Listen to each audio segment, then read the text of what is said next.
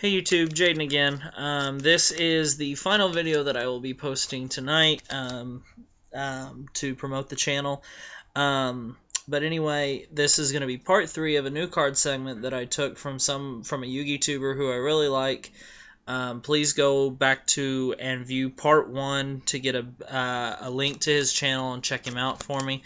This is part 3 of a segment exclusively for Cardfight Vanguard. Well, this is a channel completely dedicated to Vanguard. But anyway, this segment is called Cards That Make My Dick Hurt. And this is part 3, and we are going to be discussing a new card. And so here we go. The card that I am going to be discussing is a card that me personally, I was waiting forever and a day for it to come out because I wanted to play it. And it's probably my favorite card, even though we got off to a little bit of a bad thing, and now we're finally starting to get past it, excuse me. But anyway, part 3 of my segment of Cards That Make My Dick Hurt, Majesty, Lord Blaster.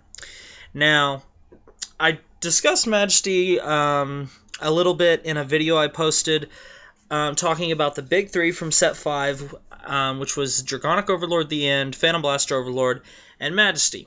And in this video, I'm going to be talking more about just Majesty and why this card fits the description Cards That Make My Dick Hurt.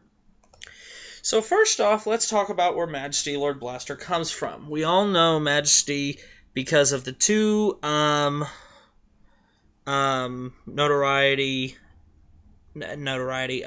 notable blaster units that represent him: Blaster Blade and Blaster Dark. Good versus evil. Majesty Lord Blaster is, like I said in that video as well, it represents the good and bad in all things in the world. And Majesty is just kind of the middle and represents the good and bad in everybody. So anyway, Majesty Lord Blaster was released in Set 5, Awakening of the Twin Blades, in February of 2013, and its main purpose was to finally finish the Royal Paladin clan that had been longing for it ever since, well, the game started, since Royal Paladin was one of the very first clans used. Now, we all knew Royal Paladins from the beginning of the show based off Blaster Blade, and then later in Season 1, around episode 40, I think it was, we saw Blaster Dark and the Shadow Paladins, and the endless debate between good guy and bad guy, dealt with these 2 clans clashing. And then in the end of Season 1,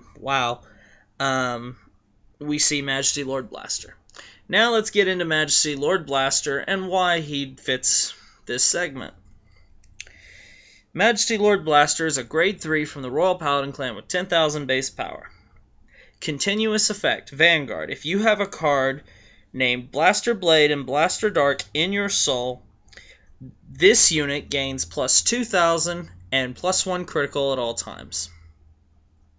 Think about that for a second, alright? As long as Blaster Blade and Blaster Dark are in the soul, he is sitting at 12,000 and double critical at all times. So his strength is he can deal out damage like it's going out of style. Really quickly. But, some people might ask, well, how do I get Blaster Blade and Blaster Dark in the soul? Because the only way that, that someone might be able to think of, do I first ride Blaster Blade or Blaster Dark, and then ride the second one the next turn? And that's how I get them both in the soul, then ride Majesty? No, Majesty gets even better. His second ability accounts for this. Auto, Vanguard. Choose a unit named Blaster Blade and Blaster Dark from your rear guard and put them into your soul. When this unit attacks, you may pay the cost.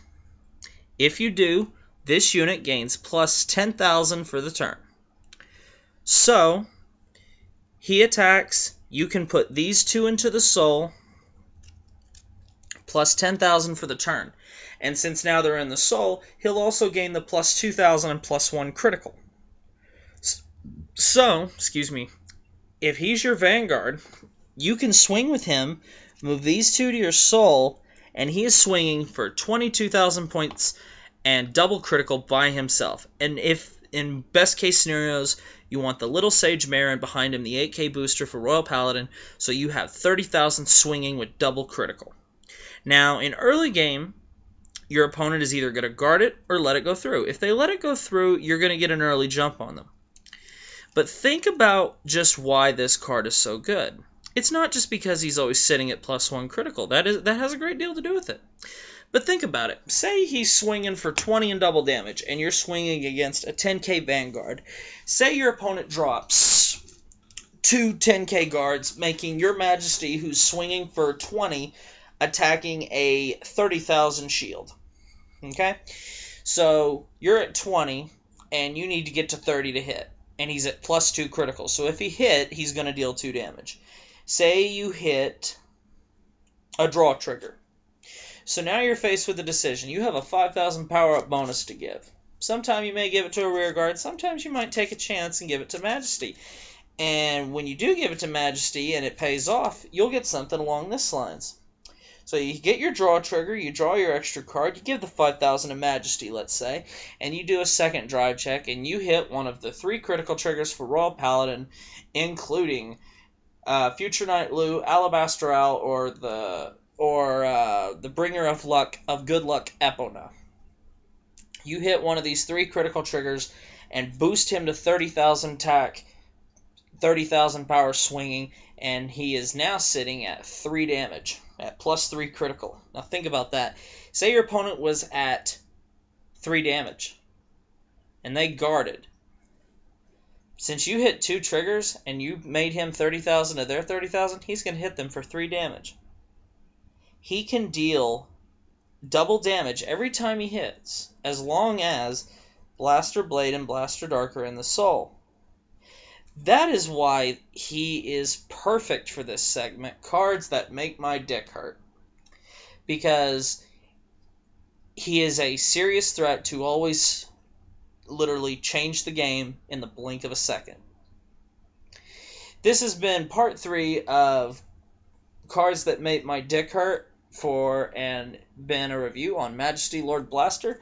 I hope you enjoyed it. I hope you're enjoying this segment. It's kind of just like a review to see, you know, all the cards in Cardfight Vanguard that have so much power in the game and why we hate them, but why we also love them at the same time.